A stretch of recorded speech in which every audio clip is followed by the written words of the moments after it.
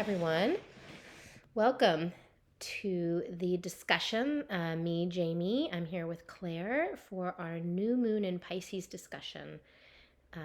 We had the new moon yesterday, and yeah, it's a great time to set some intentions and check in with yourself. What is it that is happening in your world, in your experience, in your body?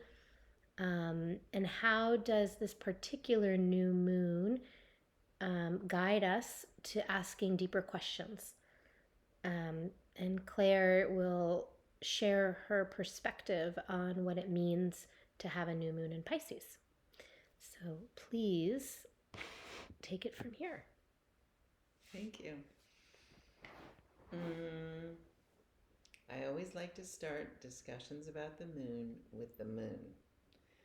So, the moon is our astral body associated with the ocean, associated with moving large bodies of water, tides, and the like. It's also the astral body that we think of as changing because, in fact, it's different in the sky. Not every night, but kind of like every night. And this mobility that we know about the moon, I'm not sure we always honor it. I think it's kind of, like people talk about someone being a lunatic or being unpredictable. We know that that's sort of the moon reputation. And just to be very transparent, that is not how I hold it. I think of it as a responsibly flexible um, identity and or energy being, something that um, teaches us to be okay with a an amount of change that is actually necessary. It's not that complicated. It does the same thing over and over, so it's actually highly predictable, but it is flexible. That's how I like to think of the moon. Any day of the week. Now, in this particular new moon, I was really, um, you know, I really learned something about how, Pisces, when you think about Pisces, when I think about Pisces, initially you just go with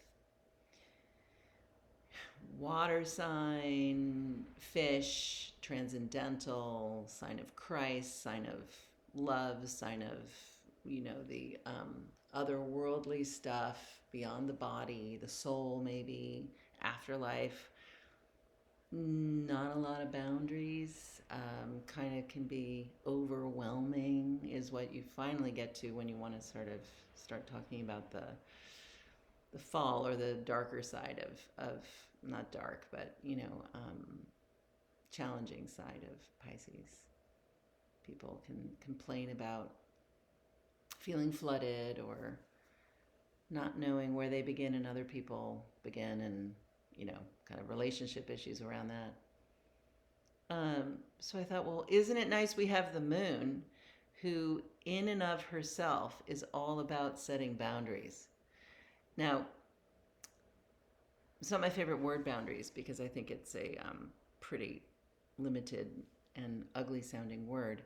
But the moon in its phases reminds us that anything that is quote unquote overwhelming can be handled by breaking it down into manageable parts. And that's what you might hear if you go to therapy or if you talk to a friend or if you read a self-help book. But the moon does that naturally. It's been doing it forever with its aqueous agency. It's been showing us that you must bend in order not to break, or you must have perspective in order to see and understand anything. You can change your perspective and see and understand more, but at one particular time in the month or phase of your life.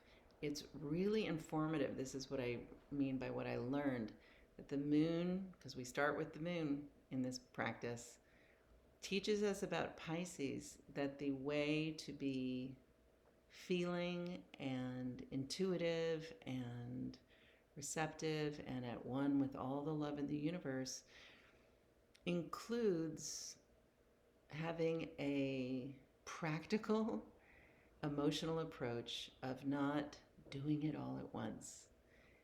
And I think that that's just a really beautiful gift from nature.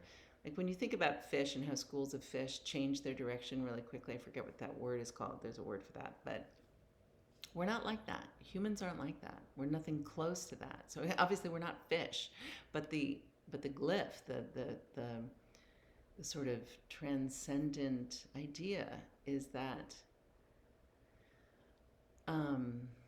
emotions are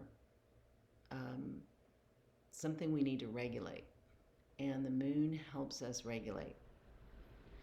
And the moon is always regulating. It's not lunatic in the way, people used it in, I don't know what it was, like 19th century literature. It's a regulating thing that I think has a lot to do, of course, with being female. I mean, the monthly cycle, the menstrual cycle can be reflected in that it's also roughly 30 days, and that rhythm anybody can borrow from that natural rhythm. It's just there. It's there to be observed in the human species.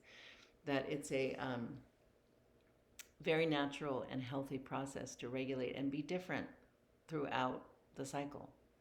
Feel different and look at the different phases of your emotional experience. And I just think that's a real gift to let the moon teach us about regulating and being in tune with something really big by taking it step by step. I just think that's very instructive. Mm. So what I'm hearing is Pisces itself can feel, like you said, traditionally how it's talked about, I guess, sometimes overwhelming, big. And so the take-home remedy is to take that experience we're having, whatever that is, step by step, so that it's all Well, to allow for the fact that you are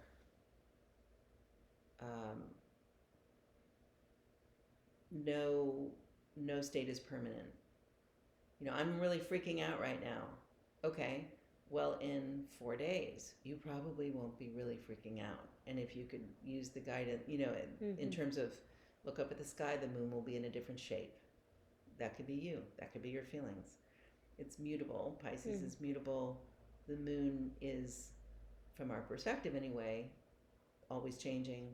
And it's that understanding and maybe setting the intention this time in the time of a new moon in Pisces to respect and hold the way the moon does it. mm-hmm. It allows itself to be different every few days. And I think sometimes our idea that we always have to be okay is what makes us feel messed up. And if we go with it a little bit more, and of course then lean into feelings more, accept them more, normalize them more, and move through them. You'll come back to them. You will feel sad again. You will feel happy again. And I just feel like in the world of mental health that flexibility is just kind of a very old-fashioned, remedy. Thank you for that. Okay. Well, enjoy how that lands and how you decide to work with the new moon and with the information. And we'll see you in the full moon in 2 weeks. Goodbye. Goodbye.